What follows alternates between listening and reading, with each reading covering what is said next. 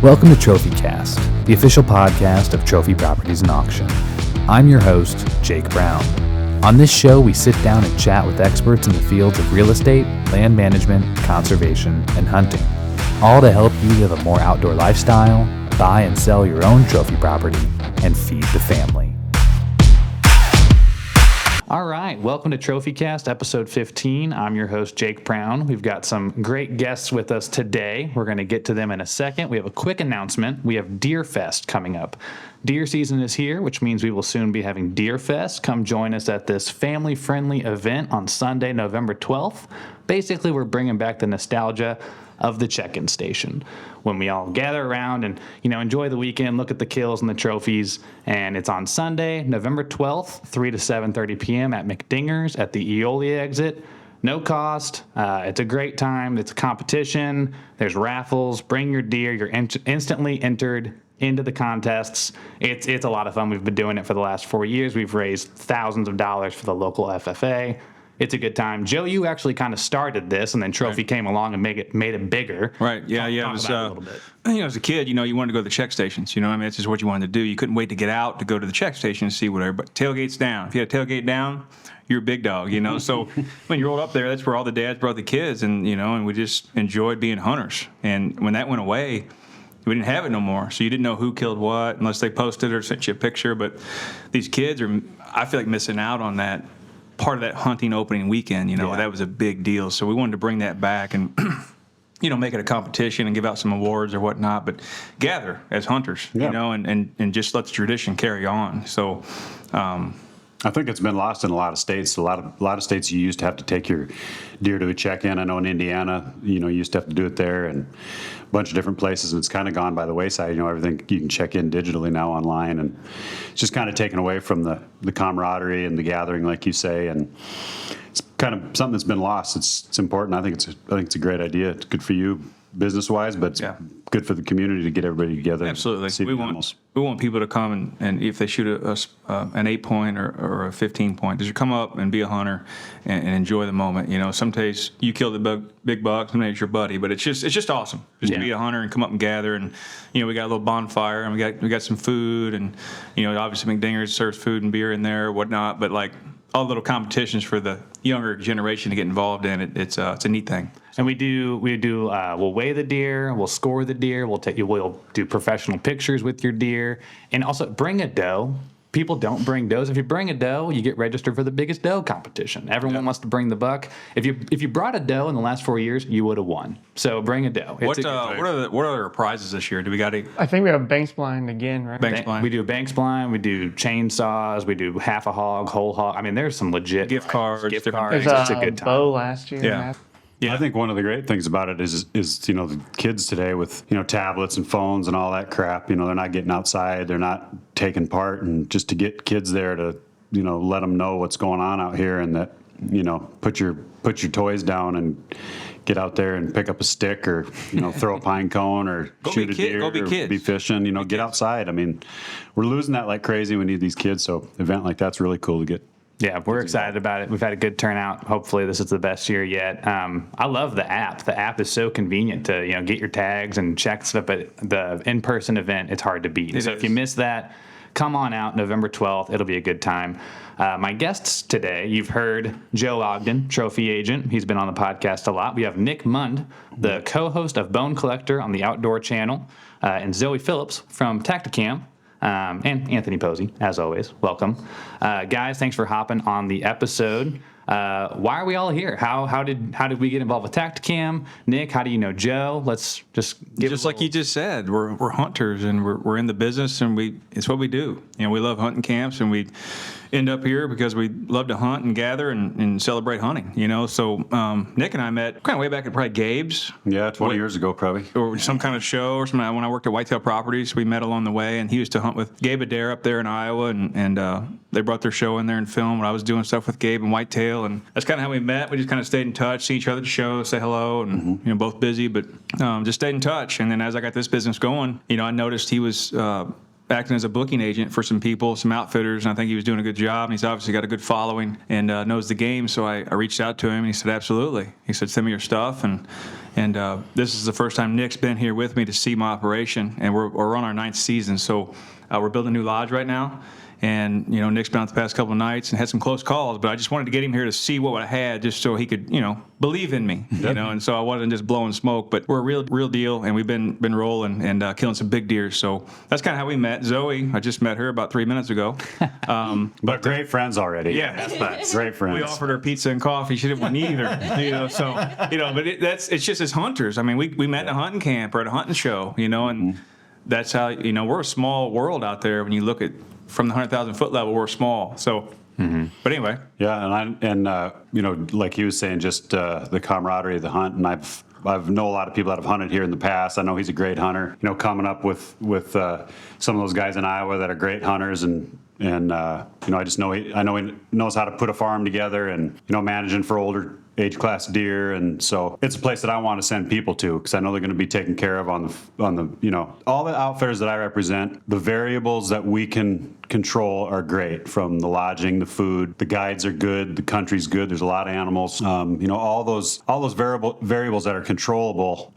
We've got our hands wrapped around. We do a great job on all of our outfitters throughout our whole program. But Mother Nature has a different story sometimes. The weather can be bad, it can be hot, the deer can't be moving, the moon can be full. I mean, there's a million things, but I know he has his act together with how he sets up his farms and stand placements. He knows how to hunt them. He's careful going in and out, trying to get those mature deer. So it's just a place that, I feel confident sending people to, and had never been here myself, but I know a lot of people that have hunted here that have given him the thumbs up, so it's nice to finally be here. And I've had close encounters the last 2 nights. I had big 150 class bucks, 4-year-olds or older, right on me. I just couldn't get a shot at them, but yeah, fun place to be. Yeah, well, hopefully you get it done tonight. For context, we are at Indian Hill, which is your outfitter, Joe. You have about 15,000 acres here in Pike and Lincoln County, Missouri. Nick, you've hunted all over the world, how does this area, because, we're biased. We live here, we hunt here. How does this compare? It's fantastic. This country is real hilly, and so it's a little bit of a challenge. Wind doesn't always do what you wanted when you're hunting hilly country. But the spots that he's got set up, from what I've seen so far, the winds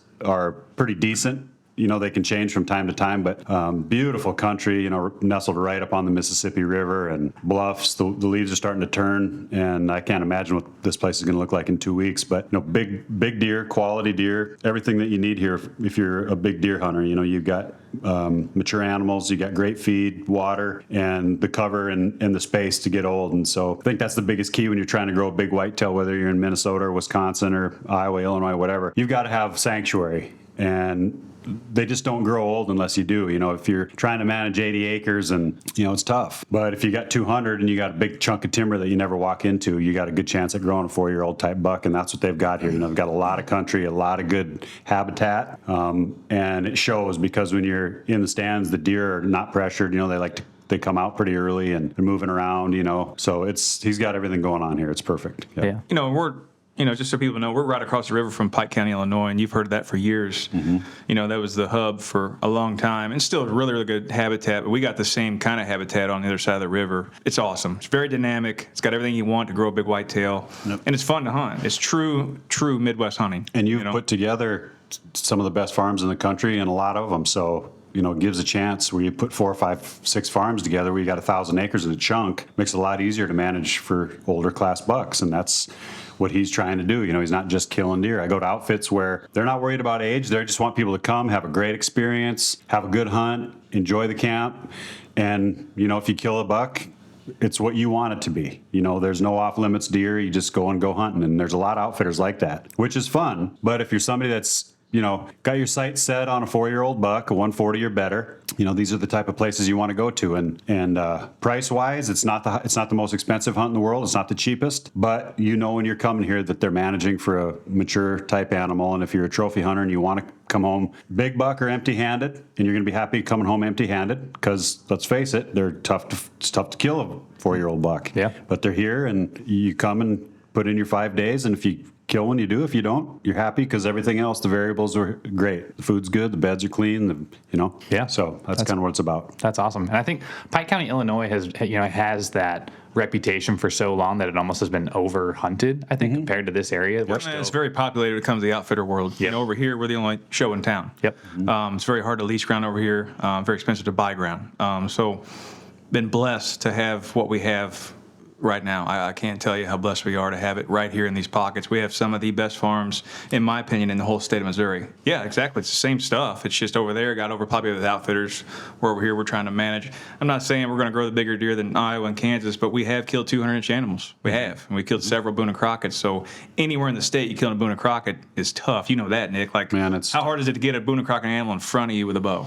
Well, when you get a 150 in your hands, that seems like a really big buck. I mean, just like a couple of nights ago, that's a monster to me. Diana shot that deer. shoot. We got that deer in our hands. He was 154, just a bruiser 8 with a couple of splits, and that's a good, respectful animal. is that the one in the bucket out there? Huge. No, that's mine in the bucket. Oh, okay. From Illinois. It's full. It's full of the maggots. Yeah, so. But there you go. That's a good animal. That's a That's solid, a 153-inch animal. Yep. And he shot him over some opening day of Illinois. Great animal. That's a good, respectful deer, especially on a 5-day hunt. You can't go expectations to shoot a booner everywhere you go. It's just not real.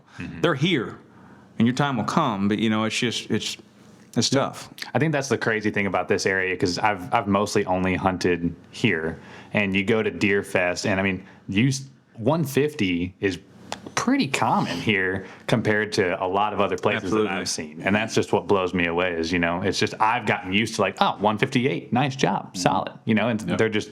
Yeah, it's Which is just- still big. It's a big animal. it's big, You know what I man. mean? We're lucky that is like the standard here. Yeah, and then you get guys from Pennsylvania, New York, all up and down the East Coast, and the South, Alabama, Georgia, blah, blah, blah, on and on and on. I mean, you shoot a 130-inch deer there, I mean, it's definitely going on the wall, You're the top I of mean, the town, baby. There's a couple of deer hanging here that are, 130, 135 type bucks, and those are great bucks. Most people in those areas don't ever see 140. No. So to be able to pay money and come out here and hunt and have a fun 5-day hunt, you got a good chance at seeing a nice buck, especially at the right time of year. Yeah. I mean, it's just something everybody should do. Well, we talked a little bit about, the quality of the farms. We have Zoe from Tacticam here. Joe, one thing that you've mentioned to me a lot on the real estate side, but also the outfitting side, is finding the DNA of a farm. And a big part of that is using trail cameras to find the pattern, the inventory, what's going on. Absolutely. Let's just talk a little bit about how we use cameras, especially with the new cellular cameras, because you just recently made the switch to a big Tacticam system. So what has that done for you on the outfitting side, and then also on the real estate side, selling hunting properties?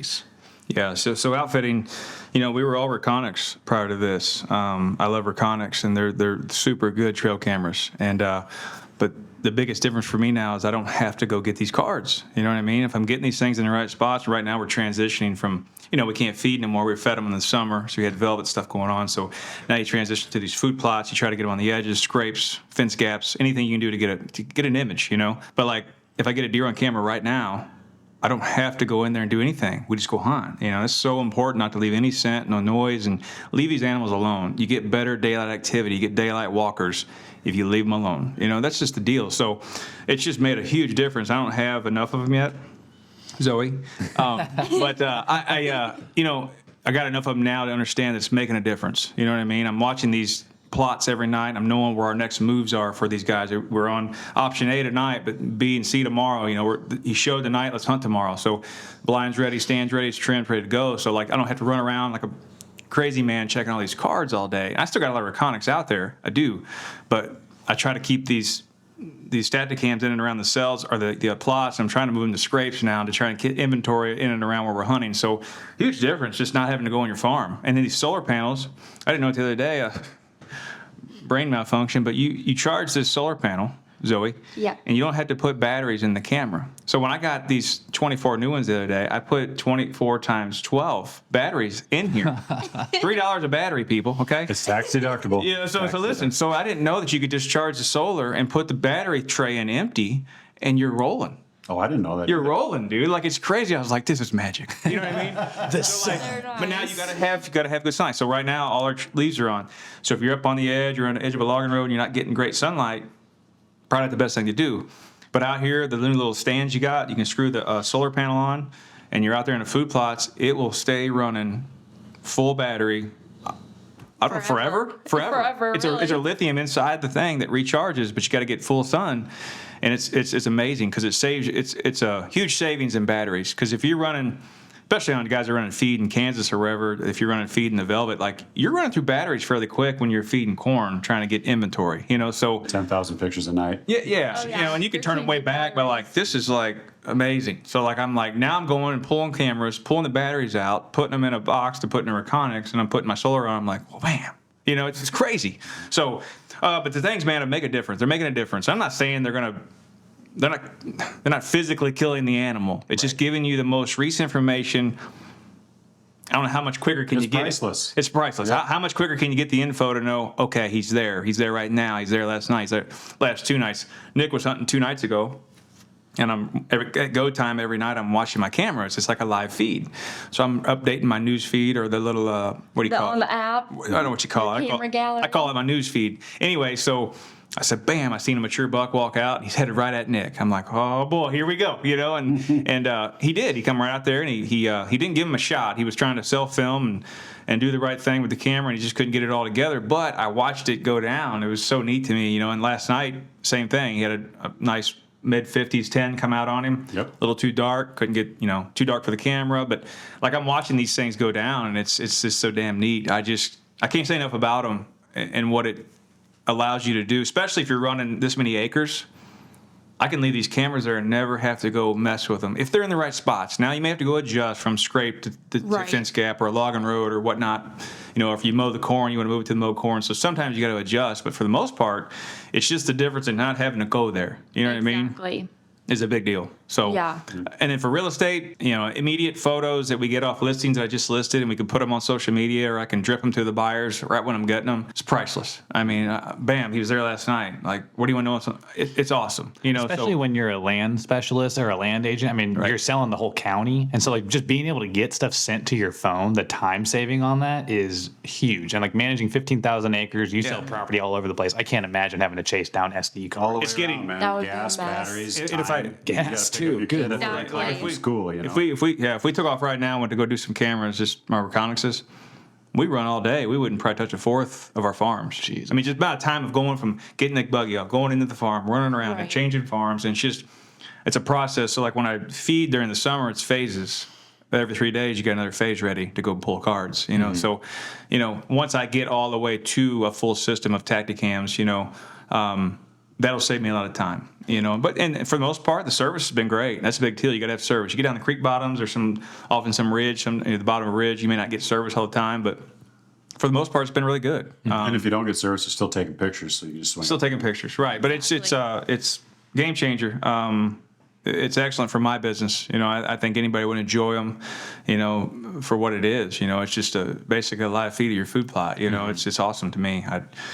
You have any experience? Anybody else have any experience with them? Have you running any? We mostly have cutty backs at our place. Boo. I know that we've had them forever. Make the switch. Yeah, we're working on it. I just shot my first buck last night, actually, and that was something I was actually out. We gotta put blood on your face. Yeah, but it was something that I was actually just out there trying to shoot a doe, put some meat in the freezer, and but this smaller, it was an 8-point snapped off on the brow tines at some point, but That's right. Add those couple of inches.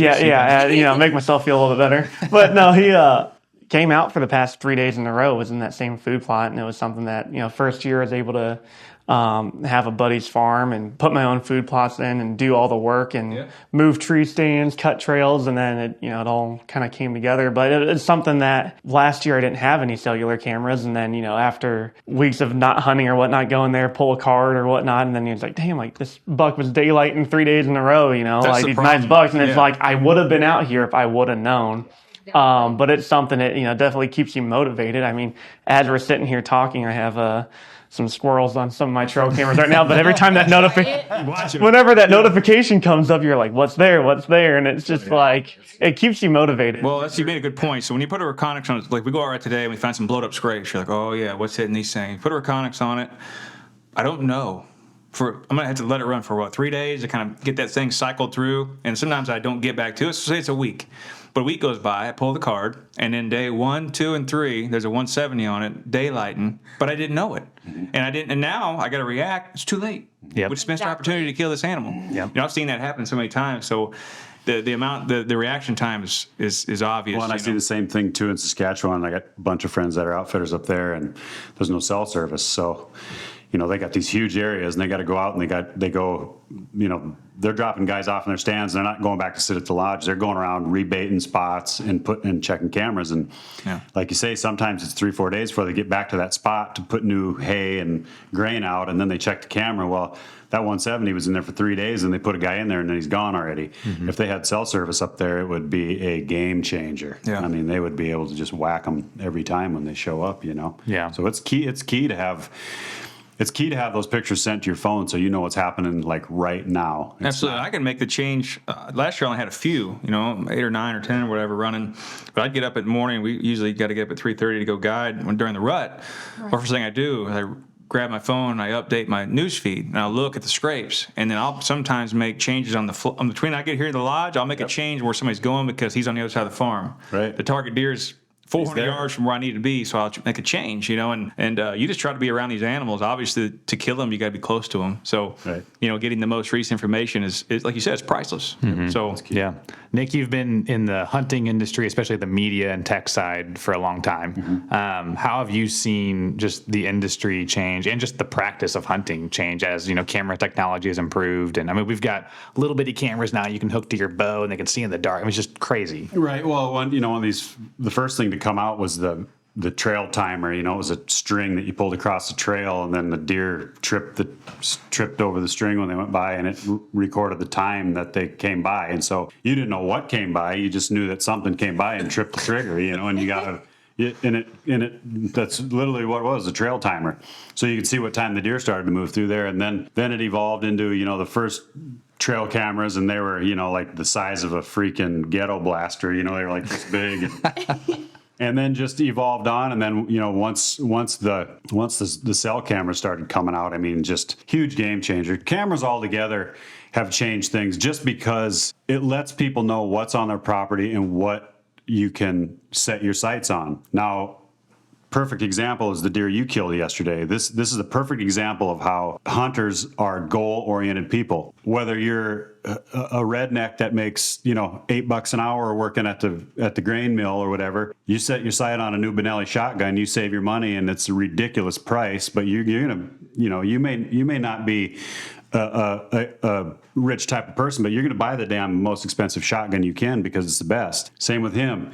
He got a farm, he put food plots in, he did all the work, he cut lanes, he hung his own stands, he worked his butt off to shoot his first buck. I mean, and that's what hunters do. They set goals and they meet them. And so just to see what trail cameras have done allows a person to see what's on his property. And whether you're hunting 10 acres or 2,000, your 10 acres, you know what deer are living there, and you set your goal on a deer, and that's how you create a trophy situation, is you let the deer go.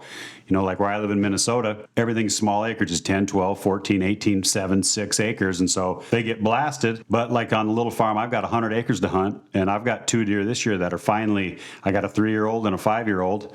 And I've seen them for the last couple of years, and I'm hoping to get them shot. But, it's just changed the game so much. You can create a hit list, figure out what deer, and then what it's also done is it's allowed people to age deer. Even like the Outdoor Channel, watching the Outdoor Channel through the years, people that are in areas where it's tough hunting, they're able to sit there and watch TV and they can age deer.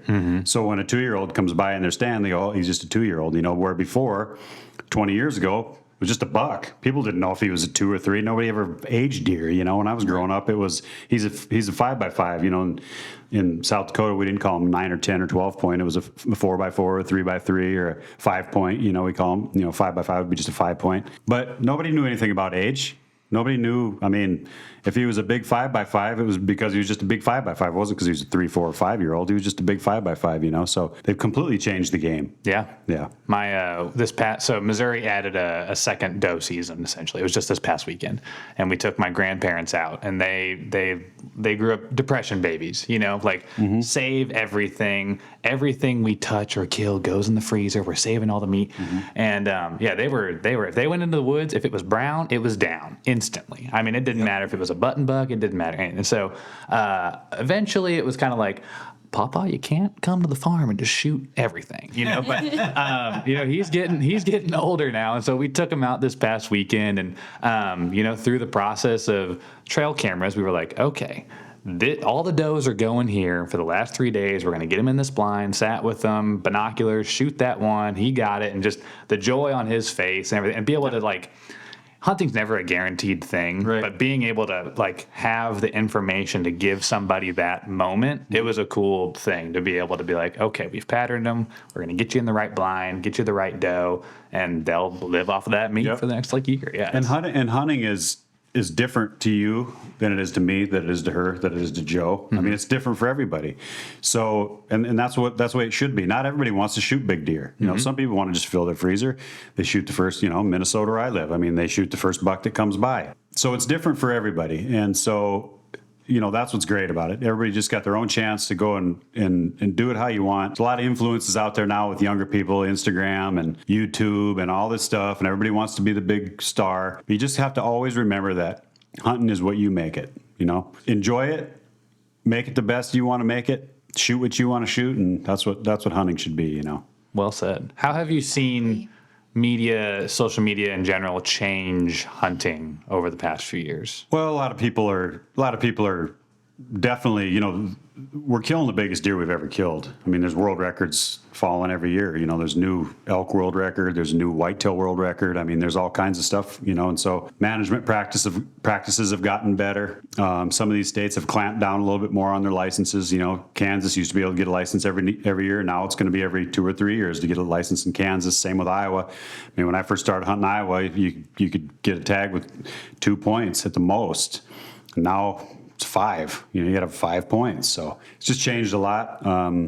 But the trophy quality is as good as it's ever been, you know, especially in heavily managed areas. Now, can you show up here in Pike County, Missouri, and go knock on doors and find a place to hunt? Probably not. Those days are pretty much over. But, you know, a lot of these states, Iowa, Kansas, South Dakota, North Dakota, there's great public land hunting still. I mean, Kansas and Iowa have amazing public land hunting because all the locals that are there, they all have farms to hunt. Yeah. So you don't get a huge influx of people hunting these public lands, you know. So, I mean, they're killing Boone and Crockett bucks every year in Iowa on public land. I mean, Same in Kansas. there's public lands that sit right next to the best farms in Iowa. Yeah. I mean, if you can get off the road a little ways and get in there next to it, you know, get adjacent to a good cornfield or something on a private piece, man, you can have a heck of a hunt. So yeah, this changed a ton. It kind of feels like hunting is like, quote, having a moment. You know, it's like you got people like Joe Rogan, Theo Vaughn talking about it. I mean, do you agree, disagree? Do you think hunting's growing in general? I think it is, but I don't think our young people are getting as involved as they were when I was a kid, you know, because they just got all this other crap going on, you know, and they can't pull their nose out of their phone for 20 minutes to, you know, they're Snapchatting and As you listen to this on your iPhone. It's pull your nose out of it. right. And I'm bad too. I'm on mine looking at Instagram and crap. But so, all the time. sometimes it's parents need to get them out there too. Yep. You know, I dragged my 3-year-old around 2 days ago with us doing stands, and he just playing with sticks. He's tripping over logs. Like, he ain't had no iPad, nothing. You know, Yep. but he was out there 3 or 4 hours doing stands. 3-year-old. You know, so sometimes the parents need to push them out there, kick them out of the house, you know, and get them going. Because we were kids, there was no phones, there wasn't. What do we have? Nintendo, maybe. You know, we had a couple of things, but it was play outside, man. That's what you did. And growing up, we didn't own land. You couldn't even lease land. You had to hunt your dad's buddy's land or whatever. And had to build the stands out of lumber, and there was no lock-ons, and the cameras took flashes that blinded the deer. You know what I mean? Yeah. Then you had to take them to Walmart and get them developed. Yeah. You get 35 pictures. Yeah. 35. Well, then I knew a bunch of guys too. Walmart had a satisfaction guaranteed thing, so they'd go and get 300 pictures developed, and they had a deal where if you didn't like your pictures, you turned them back in. So these guys would get all their pictures done. If there was $3 on it, they'd keep the 3 pictures and turn the other ones back in and get their money back. What the- Oh, that's a dangerous game, Walmart. That's a dangerous. I mean, let's just think though. If you went before then, outfitting, hunting, doing what you do, doing what I'll do, could we do it without the cameras? It'd be tough, man. You would have to put some time in. I mean, like you said last time when we talked about this, Yes. though, you'd have to hunt them. You actually got to hunt 'em. Well, and the greatest thing, one of the greatest things that a lot of people have never gotten the chance to do, they hunt and stuff around their hometowns, but just going somewhere else and being in a hunting camp like this one, we're like you said, we're hunting evenings. So in the morning we get up, just after daylight, and we have coffee and we yuck around and mess around. And we go down to the shed. We put some stands together. Yesterday we went out, hung a bunch of stands, cleaned a bunch of stands, getting stuff ready for his new clients that are coming, and then take off to go hunting at 2:30, get in the stands, hunt, come back, eat dinner, camaraderie around Monday Night Football. We're all laughing, having a cocktail. I mean, if you've never been able to go somewhere and be in a legit hunting camp, because when I grew up, my dad and I would just leave the house, we'd go out hunting, and we never went to a camp. Where some people, they went to a camp their whole lives. Like we go to deer, they go to deer camp, or they go up to the mountain in Pennsylvania and go to a camp in the mountains. Or if you've never been in a camp situation where there's really fun people and you're all just love hunting, and then you come back at night and have good food and a cocktail. I mean, there's nothing better. It's just the coolest thing ever. So fun. Like just sitting around here now talking about this. It's hunting camp. Can't beat the fall, man. Nope. No, and then when you get to go trail one, as 3 or 4 go out there and we trail a buck, and the moment, the hugs, the high fives, the elevation of your adrenaline, it's crazy. Like, And it's ups and downs.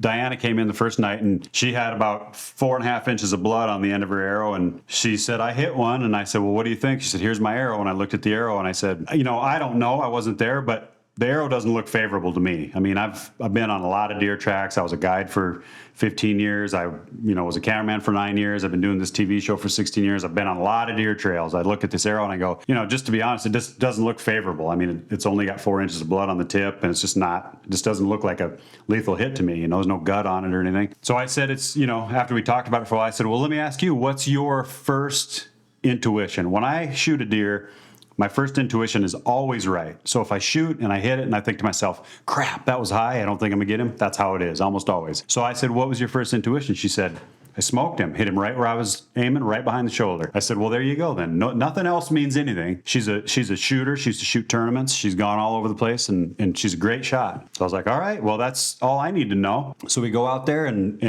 Joe's partner, Dane, was there, and I said, Dane, he said, what do you think? I said, well, the arrow doesn't look good to me because it's not deep penetration. The blood is pretty dark red. It doesn't have a ton of sign on it. So I said, this is going to be a deal where they go from where they last saw it. If the deer's not within 200 yards, he's either dead, hit good, and dead, or they're not going to find him, because if it had gut on it, then he'd be hitting the guts. He could go 1,000 yards. Then you follow him, you try to find him. But the way her arrow looked, it's either dead or it's not, and it's going to be fast. Shoot, they walked over the fence and it was laying there 100 yards. She smoked it. I mean, Yeah. Awesome shot. And literally only, 4 or 5 inches of blood on the arrow. But she pinwheeled the thing. I mean, man, great once he shot. got across, once he jumped that fence, it was blood everywhere. Yeah, I mean, it was awesome. And like if you would have just went over there and picked up the arrow and looked at it, you'd have been like, yeah, I'm not even going to follow this one. I didn't even. Oh, I was struggling. We were finding specks that night. We picked her up, and there was blood in the arrow a little bit, and I was like, ugh. And we're like, speck. Got to the fence, and I was like, let's just pull out for tonight. And then I was probably 25% going in. Yeah. I told her 50, but I was just trying to make her feel good. You know what I mean? Like I was like, I don't know. I feel like it's just a hit him in the elbow or a shoulder, or I don't like it. So 40 the moral of the story is the ups and downs, the roller coaster of emotions. Like she knew, but she didn't know. Yeah. But then when we got out there, like everybody's out there, there's 5, 6, 7 of us out there, and it's. In the moment when I could feel it, when we everybody's, started seeing good blood, I always get my phone out and start filming, because that's the camera guy in me. Yeah. I could feel it's coming. Yeah. And all of a sudden, bam, there he is. And the emotions that come out of her. It was her biggest deer, and she's hugging her husband, and we're high-fiving. We called them out of the vehicle. And then we have 6, 7 people out there celebrating this moment as hunters. And that to me as an outfitter is probably one of my most favorite times throughout That's the week. hunting camp. Is getting that animal and having that moment where, we're doing photos, we're going back and we're scoring him, and we're tailgate down. Tailgate back down, where you started. The baby. tailgate is down, Bubba. Let's go. So like that's what it's about. And these guys that come in, women shoot their biggest bucks with us, and you're bonded for life. Like it's a bond like you never see. Yeah. And Dane used to ask me early in the outfitter when we started it 9 years ago. He's like, "How in the world do you bond with these guys so quickly?" I said, because we're all hunters. Mm-hmm. We get in a buggy, go right around, check cameras. We go trail the deer. We have a beer watching football. Whatever we're doing. It's hours and hours and hours, too. We're all just hunters. And so we bond quickly. When we get out there in them trees, I don't care if you're a CEO, the president, a rapper, I don't care what you are. We're all hunters on that ridge. You know, it doesn't matter how much money you got. We're all just sharing it. You know what I mean? It's awesome. You know, so that's what's been so cool with this business is the amount of people that come through here and the bond you have with them for life, really. You know, I've had a lot of good friends now just because they come here and hunt with us and they return and they know my family and it's great. You know, it doesn't get any better. So That's awesome. What are you guys doing now at this stage? It's October 10th right now. You know, what are your hunting strategies currently? What are your trail cam strategies currently? Right now, I think we're still food source focused. Greens, turnips, radishes, they're lush. We didn't have as much rain as I like, but they're good. We go out and we chip this corn, move our blinds according to the winds. Not hunting mornings, not disturbing any of the timbers, you know, nothing. So we're just trying to hunt food source. Deer are starting to scrape a little bit, so they'll start to get a little more active every day. As we get closer to late October, they'll start to get going.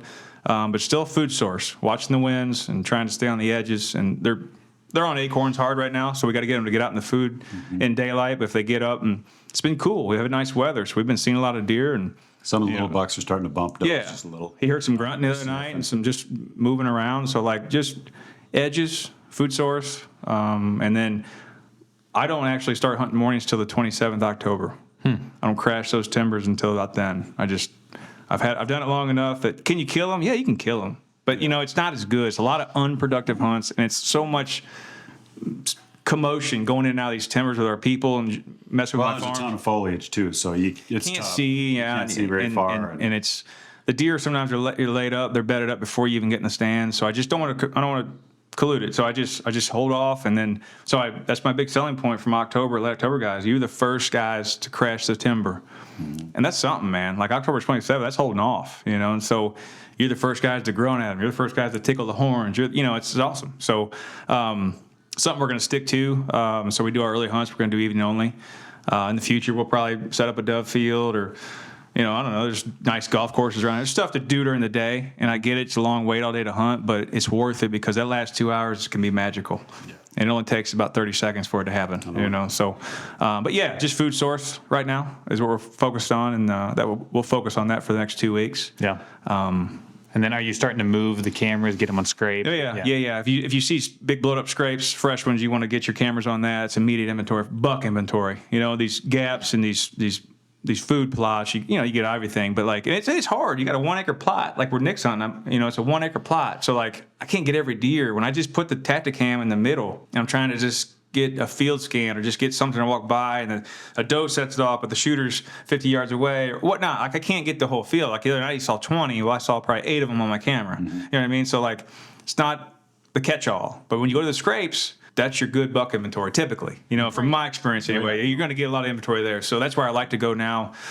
We've been dry. They haven't got going big time yet, but any day now, we're going to start moving to all the scrapes and locating the bucks. And right now it's magical. New bucks will move in. They're starting to shift. Bucks come up out of these big grain creek bottoms. They'll move up into these big timbers where they're going to rut for the year. You know what I mean? So you start catching new bucks right now. It's exciting. So exciting time of year. Do you have a strategy like? As harvest is happening, I'm sure that's pushing bucks around on all this land. I mean, What is your strategy to manage the pressure of harvest on the properties that you're leasing? Well, I got to let the farmers do what they do, obviously. That's their livelihood. But we leave ample crop in and around our areas where we like to hunt, corn, beans, whatnot. So it does help when they harvest a 200-acre cornfield nearby. It could push some deer out of it and get them back up into the timbers or get them close to us because the corn stands till November.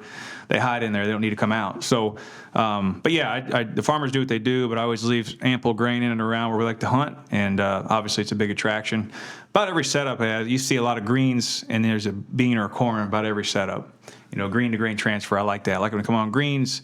They come onto the soybeans, and you can mow the corn, and then time you move your blinds back towards muzzleloader, you got a 200-yard shot now versus a 40-yard shot. So you just work your way back with your blinds is how I do it. So, but yeah. I mean, I just play it accordingly. I can't control all the farmers, you know what I mean? But they got to get the grain out. But if they do harvest the corn right now, it's better because it gets the deer pushed back into our timbers. Yeah. So Cool. Got to ask, while you guys are here, we've been talking about hunting media and cameras and stuff. What are your guys' tips for if someone wants to get into like self-filming a hunt? You know, like that's a lot going on top of trying to kill a deer, you know? So do you have any tips for how to self-film, or, you know, what's your setup, Nick? And then like Well, what does Tacticam offers you? I think to me, you know, just having good equipment, like if you're hunting out of a tree, having a good camera arm that's pretty steady and easy to move around with one hand, because you got your bow in your hand typically, then you're using your offhand to move your camera around. Having a good camera arm, and then having a really good solid tripod in the stand. You know, that's the biggest key to me. I've been doing it so long that, you know, it's not really that difficult for me to self-film just because I've done it so much. But yeah, I think just having, you know, a good heavy tripod and a good camera arm are key. Yeah. Really. You take a big heavy tripod up in a tree stand with you? No, just I have a camera arm. Oh, okay. You know, hook it to the tree, and then you got an arm up there, and it holds the camera for you. And I was about to say, man, you're really squeezing in on that stand. No, I got a camera arm, and it's a pretty heavy duty one. So, but it moves easily when you know, it doesn't bounce around a lot, and it's sturdy and heavy. And I just think that's the key to self-filming. And you know, blind hunting's a little bit tougher. You just don't have, like the other night, if I'd have just been in a tree, well, I'd have been done by now if I would have been in a tree stand, you know. Mm-hmm. But there's so many deer in these food plots that if you're in a tree stand and the wind blows a little bit off and one doe gets you, it's over. Right. So the ground blinds are nice because we can put them wherever we want them. The wind's in your face all the time. You're hidden in the corn, and they stay in front of you because the corn's behind you. You know, they don't want to go into the cornfield. So it's just a perfect setup, you know. And a tree stand, you'd get blown out because there's just too many deer. Kind of creates a wall. You know, these blinds have really revolutionized hunting, and we use a lot of ground blinds. You know what I mean? We got the Banks blinds and the rednecks or whatnot. Banks is my favorite. Elevated blind, but like we back them off, and you're able to put that thing where you want. It's like just planting your own tree. You know what I mean? So like some of these trees aren't perfect, and we kill plenty of our tree stands. But I like to get in there when they're more rambunctious and they're rutting, they're grunting around. So like this food source, you got to have your wind straight. You know what I mean? The best that you can, and you want to create that wall where they don't like to get behind you. Nothing worse than a blowing doe. You know what I mean? It's just nothing. So, but yeah, it's he's gonna kill one tonight. We're gonna celebrate as hunters.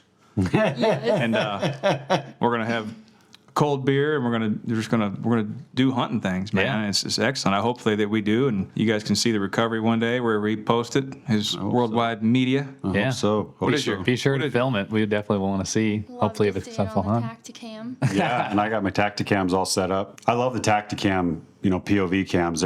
They're amazing. I really love them in turkey season because I run and gun some too, but where I live, the properties are real small, so you just kind of have to set up. You know, you can't, because if you spook the turkeys off the property that I'm hunting, they don't come back for weeks. Yeah. So the properties are so small, so I get set up.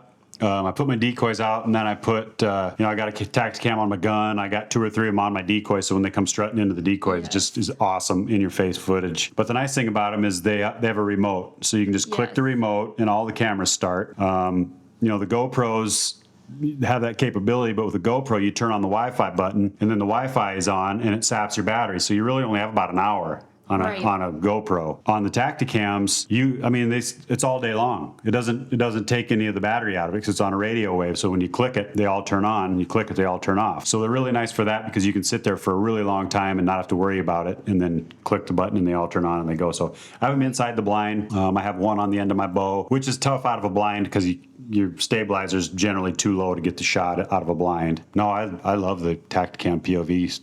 They're really nice. Yeah. What are you seeing, Zoe? Like, obviously Tacticam reveal cameras have took a rise the last couple of years. So like, been very popular. what are you guys seeing over there? Like, what's the experience of everybody? They're just loving it because the ability to check them anytime. Is that what it is? For the trail cameras? Yeah. Oh, it is so addicting. Yeah, they've really taken off, and it's been great. But it's nice, you know. It's super easy, reliable, and it's great to get the whole family involved with them too. You know, everybody gets using them. It's easier to pattern. It's just, you know, as you said too, as we were talking, you don't have to go in and ruin that hunting plot or check, you know, SD cards, anything like that.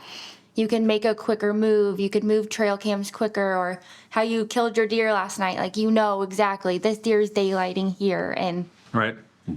it makes it easier. Heck of it. I think too statistics page on This- the app. That is yes. like, if you ever It's played around amazing. with it, you click on it, you can do like, you can do locations or multiple locations, and it will tell you which wind direction they're most active in that field, what barometric pressure is pressure, best. what Yes. moon phase, what We time will- of day. Oh, it literally, I'm gonna have to learn how to read so I can After use we it. get off this, I will show you guys the whole statistics page. I mean, and it's so Man, nice. my and app ain't got that. I call it bullshit. it has it. And it's all in one app. So you can check your pictures in the app and then just tab over to the statistics page. Everything is layered in there. yeah, and it'll it's tell you like, I'm like, organized. okay, like Oh, that's cool. 90% of my pictures are northwest wind, and then it's from 4 Yes. to 8 o'clock at night with this barometric pressure and this moon phase. And yesterday was one of those deals where it kind of like all pretty much lined up like just how it was. And I was talking with Jason Cleveland the other day. We went up to, he didn't know about the statistics page until we're in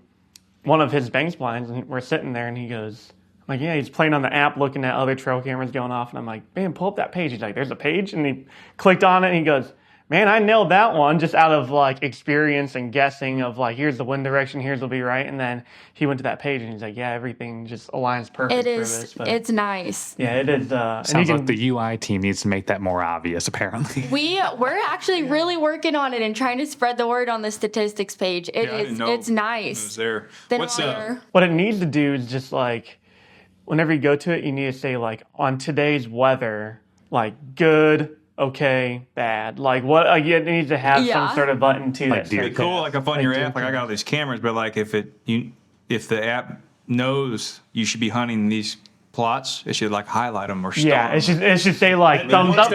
Yeah, 1 through 5. Maybe that's taking it a little too Yeah, far. hey idiot, though. hunt this plot today. Huh? Hey idiot, hunt this plot. Yeah. Idiot It sends you. This It is sends where you a you need to message. go. Be like, you need to go here 2 o'clock. You need to be on your way to here. What's their future hold? Like, you got anything you can tell us? Like, what's anything exciting coming in the pipe? I mean, we are always innovating. I'll say that. I can't say too much, but nobody be on listens to this anyway, so go ahead and tell us. Well, Wait, we have Nick my Mundt on bosses this. might be, and I don't. Ooh. There's definitely some exciting things coming, and we're really, we take hunters' advice, and we're always listening and innovating and making the best experiences for everybody that we can. So there's a lot coming down, but nothing that I can really say yet. Yeah, it's the technology is amazing. They've come a long ways, and I know they make a great product too. So that's good. Yeah, I'm excited for it. I mean, I can't Yeah. tell you. I used them last year in turkey season. It was great. The hunters love them. I can tell a guy like, hey, daylighted the last 2 nights, and I can show them the picture, and they are somewhat pumped up to go in that stand. Yeah, you know what I mean? Exactly. It's like, no, I've pulled the card. No, I ain't pulled it in 2 weeks. You know what I mean? Like, but he's there. So Yeah. Well, what's exciting for me is this time of year, you've got all these deer that you know of. You've seen them through the summer. This is the time right now when they first start kind of daylighting to come and eat a little bit in the plot and kind of just start looking for these does. Like the little bucks are bumping does the other night. And I mean, I just felt like at any moment one of these bigger mature bucks is going to step out because this is when they kind of start making their first appearances of the year. And Patterns are changing. yeah, it's just and- exciting. But you might have a buck, the big buck that's living in that plot where I'm hunting. Heck, he might have moved 2 miles. He might be over on another farm. you don't right know. now, Yeah, you just hope that he shows. Once or he sheds you his get him bell, back. he But takes a hike and goes over to, see his honeys over. It is crazy how their patterns change. I mean, just throughout the year, you're like, oh, he's here. And then, oh, where'd he go? He's gone, yeah, and it's like you get them they're there for a little bit, then they change again. By the time you try to figure them out with a regular camera, you're late. Then you see the buck. Exactly. Then you see And the that's buck. the nice thing about cell cams too. It's you're on it. Then you see a You're buck on that it. somebody killed, and they're like, well, I killed him 17 miles from here. great. That's Yeah, that's one thing about outfitting. They want to let me know pretty much right away. People want to tell me they got Joe's buck. They just they think they got me. You know what I mean? I think that's with DeerFest. That's one of the fun things, though, because it's like your property is here, we're property owners, are a little bit ways away, but kind of in the same area, and it's just fun where you show up. I mean, it's a bummer because you're like, oh, that was the buck we were targeting. Where'd you kill him? It's like, oh, he was 5 miles this way. It's like, well, we've had him on camera all summer. You Yeah. know, we were It's just that is a fun moment of the in person, and We with just got to remember to be a hunter and just congratulate them and be happy Exactly. for Oh, them. absolutely. It can be anybody's time, any time of the day. Hey, man. If they're hunting legally on their side of the fence, so be it. This isn't high fence country. It's like we don't own them, but it is one of those things where that is the fun part of being in person and also the frustrating part. Very true. Very true. Just like the other day with Dye's buck, like the landowner next to me that was hunting that buck came with us. Yeah. And Yep. you could see it the disappointment in his face. He gave her a high five and said congratulations. He actually brought her the shed antler over that night. He brought her the shed antler over, and I had noticed that. And he told us on the way into the stand that he actually skipped an arrow off his back. Yeah. But by the way, I shot him about a week ago, Joe. I'm like, nah. Awesome. Now the truth comes out. had a big scab on his back.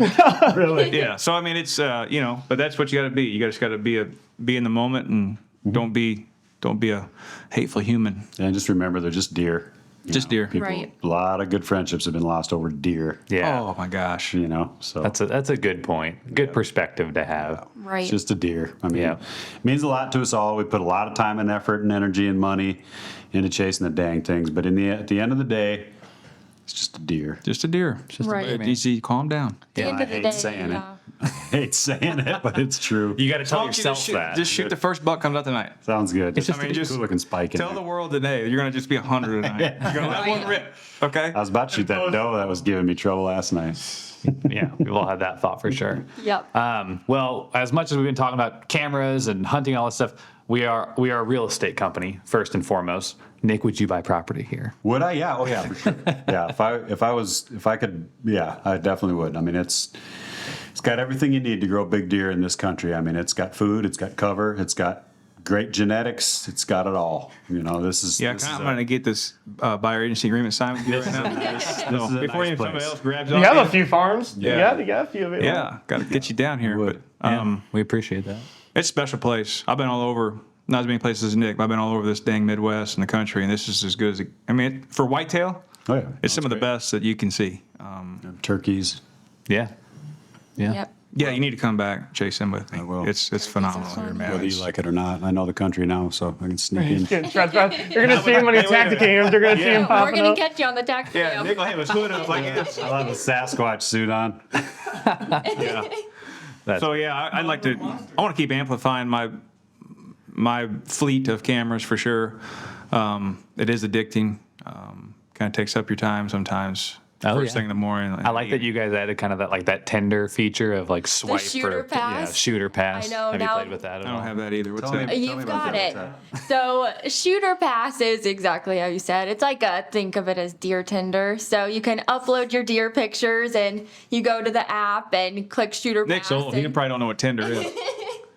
and you can click shooter pass if you like like swipe. the deer picture. Oh, yeah. You're like, Yeah. I like this deer. I would not Then shoot you this shoot deer. it. Well, that's pretty cool. Or you can pass it. Sugar And it's was fun. on Tinder for a while. Chigger's probably on this. He was shooting them all. Dude, You know what I'm saying? Shoot. Old Chig. Exactly. Okay, that's no, cool. it's a lot of fun and it's great to, play around with during passing time while you're in the stand, And now some people put in there, can you say like your county? Some people, you can say like where Yeah. you're at or not. So some people say like Pike Exactly. County, Missouri.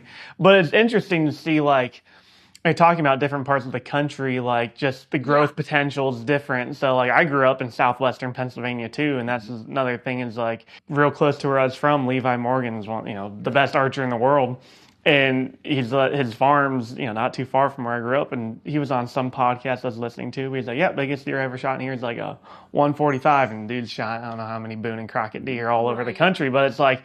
To see something from like a neck of the woods where I'm from in Pennsylvania, like, yeah, that is a shooter here. Oh, yeah. But to see it out It here, is. it's like, okay, Yeah. that's a 130-inch deer. Like that. Exactly. Most people pass it. Right. And so it's cool to see just It's all cool. over the country with it's deer. frustrating sometimes too. You're scrolling through and you see these giant bucks in Iowa, and you're like, oh dang, we'll get Must there be one nice. of these days. Exactly, Yeah. but it's fun. You see Joe post Everybody's pictures. trail camera pictures. Everybody's. You And have to it's his whole- submit it. Sure. Yeah. Yeah, so it's not like they're not stealing your pictures from you. They're not saying, and some people leave it like not that you can take off the location. Yeah, right? you can post it anonymously, but yeah, you post your picture, and it's cool though, because as you said, you see deer from all over the U.S. and it's a big Yeah. community, and you all get to share your trail camera pictures, and it's a fun way to. It'd be cool if you were see able to everything. I don't know how you do it. Indian Like Hill to the outfitter. well, Just like if you were visit me. You could. Like if you were like partnering with somebody and like we had a big deer we're chasing on a particular plot and we're able to link it to your thing live where everybody could see what's going on that camera anytime they want. They could log in and be like, You can do let's see if that. you came in tonight. That'd be cool as hell. You could know do what I mean? that now. So we have a camera sharing feature too. I'll have to show Well, we you have that. too. I can share with Nick if he's hunting that plot Yeah. right. But I'm just like, how would you open up to the world to be able to log in and like create a huge buzz to log Oh, in yeah. at the cam? You know what I mean? Like, Right. See? Like a public what you link. mean. A I just want to cut it Yep. at. Okay. So, TM. but yeah, so you know what I haven't tried is the video mode. I haven't tried it, Oh my! but I think I'm gonna do some on the scrapes. Yes, Because most of the time they're just feeding around doing whatever. So the scrape, I haven't done the video stuff. They are awesome. It's really cool. I mean, whenever you see a buck on there and just watching how they move, how they, getting different angles of their rack and everything, that is awesome. Well, one thing I pay attention to is, especially on a feeding pattern, where he comes from, where he goes. Yep. In the mornings, where's he headed? Which way is he Right. headed? And I'm not saying he's going to always, for sure, he could go out there and do a loop-de-loop and go behind the camera, but most of the time they're heading the same direction in the morning.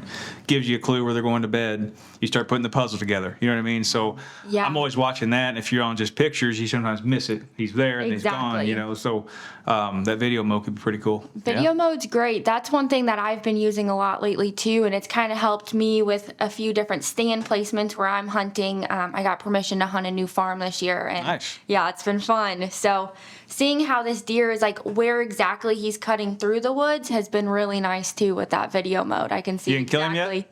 No, not yet. We're getting there. Where are you at? Which part of Missouri? I'm in Franklin County.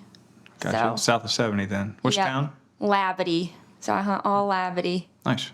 Yeah. So you're what, hour and a half from here? She thought she was until Thought she I was, until she and made the then 2 it hour was drive up. almost 2 hours. Must be but southern Franklin County. we're in there. You but down there. We're down there. Well, it's cool too because you can't really use video on a corn pile or when they're feeding heavy. It's just too much. Just saps your batteries. yeah, yeah. Right. But scrape's the perfect opportunity for video because Yes. typically only bucks are coming. You get a few does that come to a scrape. 99% of your activity is bucks and they walk in, they walk out, and so you don't have all that extra fluff on the cards. So scrapes and video go really hand in hand. They do. Hey, is Tacticam going to make like a bigger?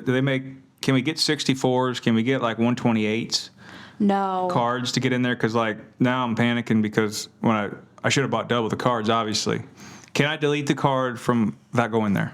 So the best thing about our cameras is the SD loop. It's a default feature that's on. So it won't. It won't ever get full. So It'll it's just gonna- start eating up your oldest ones. It will. Yeah, Just so it's going to start replacing those old pictures with new really, ones. I was already panicking. I was like, I Yeah. gotta go switch all these things. Yeah, so you stick to a 16 or So a even though it says 32. 99% full, it's still It's gonna just rolling. And I'll still override get it it. in my feed. Yep, you're What never going happens to your fully fill. galleries?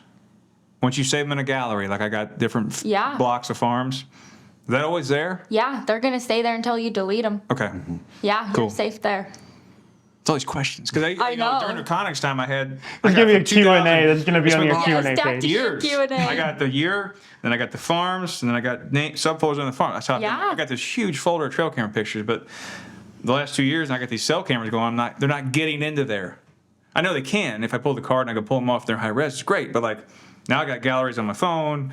I got screenshots from my reconnaissance on my phones. It's getting out of hand. Yeah. You know what I mean? So, Tacticam makes it easy. It's all but again, you do get out of hand when you got 15, 16,000 acres. I mean, it's a lot of pictures. Right. Hold an app, Joe. Right. You go to your app store and you get your. I know you're getting old now, but the other thing, there's that you can tag buck, doe, whatever. I'm waiting for an AI feature that can just automatically say, is this a buck? Is this a doe? Is this a raccoon that's running around? Or like, I want the automatic says shooter. boon. It just pops up boon. Yeah. I mean, we've messed around with some AI, but there's never one that's like perfect or really to our standards. We've gotten that question a lot, and so far we're staying with manual tagging. Otherwise, it's, you have to I just go in and haven't- manually tag it anyway. If it I've done tags it like wrong. on 2 pictures of like 2 bucks, and then it was like, if you go in the statistics page, it's like, oh, only like 0.5 of your pictures are like bucks, and it's like, then the other like thousands are just like untagged or deal, and I'm like, Right. Joe would be there all day. That'd be a full-time job Dude, for him to it's- go be tagging these Kidding. photos. It's unbelievable. I know. Camera's going. Like it's my buddy out in Kansas where we hunt at Connors. I don't know what he's got. If he's got 100 of them, I don't know what he's got. A bunch, but that's all he does. He'll scan them all before we go out that evening or that morning. That's where he makes his decision where we're going hunting. You know what I Yeah. mean? So he don't. It's nice. All his are on a fence post with a solar panel. He's the one that taught me the no battery thing. I was like, no, I don't believe it. He got it out, charged it. Later on, he's like, watch this, put it in. full battery. Yep. I was like amazed by it. It is nice. Everybody's like, oh, you got to put regular batteries. No, you got to get the lithium things. You got the battery pack lithium thing. Yes. I was like, shit, this is confusing. So no batteries, people. Nope, you don't have to.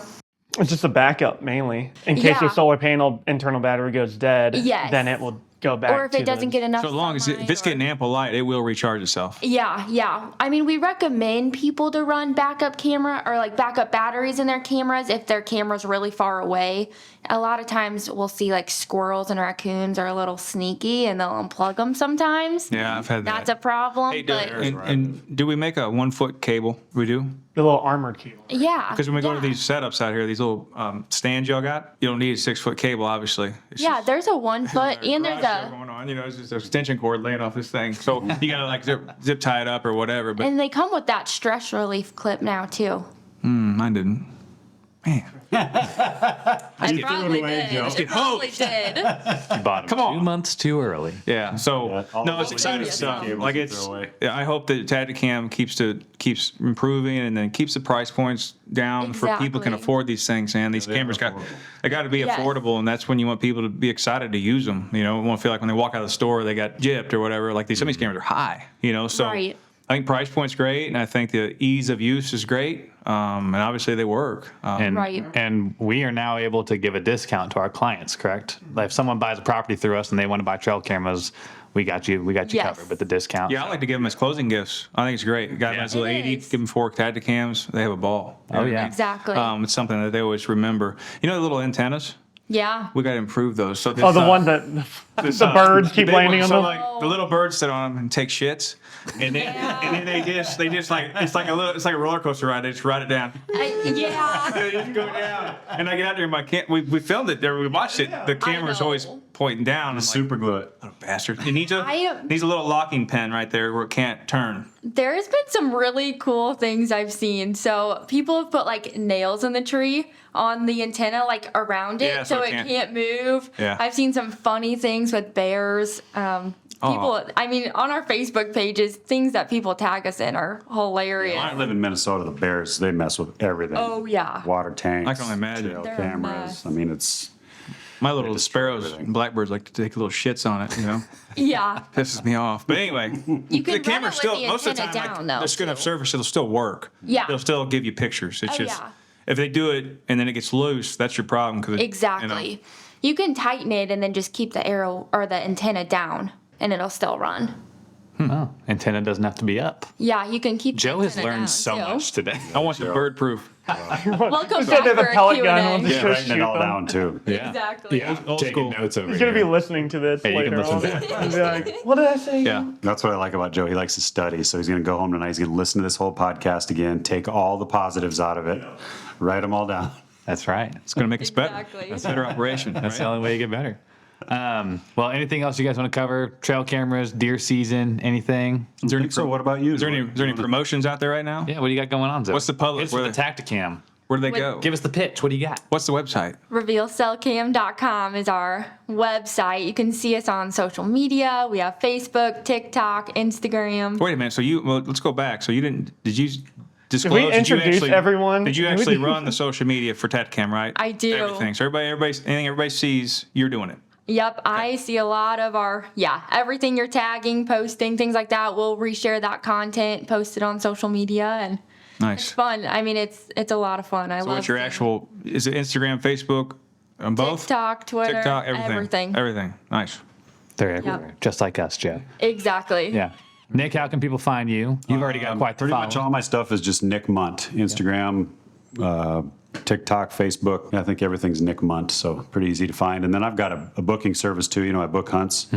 So nickmundt.com. You can go there, look through a whole catalog. We've got product. We've got hunting adventures. We sell rifles. And you're also all kinds of stuff on the there. Bone Collector team. Yep, You know, yep. And then you can follow us, on all the Bone Collector social medias, bonecollector.com for hats, t-shirts, bunch of cool products, all of our game calls. Bone Collector game calls is coming on really strong. We have literally the greatest team of callers in the history of calling working for us now, building all these calls. They build all of our turkey calls, all of our deer calls. Some of the biggest names in calling animals over the past 30 years, these guys are all working for us building these game calls. So Yeah, we've got a really strong lineup of game calls. You can get them at your local retailer, or you can get them at bonecollector.com. Awesome. And then Joe, how can people get contacted with you if they want to do booking a hunt, or more importantly, buy or sell a property? Well, IndianHillHunts.com is where you go there, but you can obviously reach out to us, social media or the website.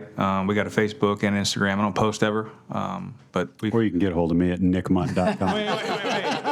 We gotta cut that commission out. You know what I mean? So like, but yeah, the website or stuff out there. And Kaylee handles all our bookings, and Nick works with her to book her hunts, and it's great. Real estate, I'm pretty much everywhere. You are everywhere. Just Google Joe. Google Joe, the name Joe. That's how good his SEO is. Yeah, it's good stuff, man. It's an exciting time of year. It's my favorite month of the year. Yep. Right Yes. now, we're getting ready to go into my favorite 3 weeks of the season. Yes. Yeah. So, leaves change, scrapes, rubs, blood trails, a fun football, cocktails. It's Yeah. great, man. It's like we got like a 5-week hunting camp coming. My wife is excited. She's fully excited. I can't tell you. So, but it's good stuff. Thanks for coming, Nick. Thanks for coming. thank Yeah, thank Hopefully, you. Be here. hopefully you can kill the big buck tonight. Anthony already showed you how to do it. Yeah, right through the heart. Yeah, good shot. Did you know that? Did you know that, Nick? If you shoot through the heart, Is that how you get them? They don't go to him. Yeah, you just shoot. I shoot mine at the other end. I thought I shot him way higher than that. I was like, oh, it's a little high. Man, and I that's must a have missed perfect low shot. on accident and just hit Perfect him in the shot. heart. So as soon as we're down there, we got to rub blood on your face, and you have to drink a shot of whiskey. and take some There you pictures. go. Yeah. That's right, yeah. That's what you got to do. Yeah. But we'll go out and do a few cameras and go hunting tonight, man. Yeah, Yeah. thanks, you guys. Check out our YouTube here soon. We should have some other tactical Oh, stuff. we're going to around have the all film. kinds of stuff. So Awesome. find us at trophypa.com. It's also Trophy PA, pretty much everywhere. Trophy Properties and Auction. Give us a call for any of your hunting needs, especially if you're looking to buy or sell a property. Guys, thank you for your time. Nick, good luck tonight. We'd love Thank to you. see if you Thank get you. something. And we'll talk to you guys soon. Thanks. Thanks for listening to TrophyCast. If you want to learn more about trophy properties and auction, or want to buy or sell your own trophy property, please visit our website at trophypa.com. That's trophy P as in properties, A as in auction.com. If you enjoyed the show, make sure to follow or subscribe to us on your podcast player of choice. Also, we would really appreciate it if you would recommend us to a friend. If you have any questions or comments after listening to this episode, please message us at marketing@trophypa.com. Thanks again for listening, and we'll be back with another episode soon.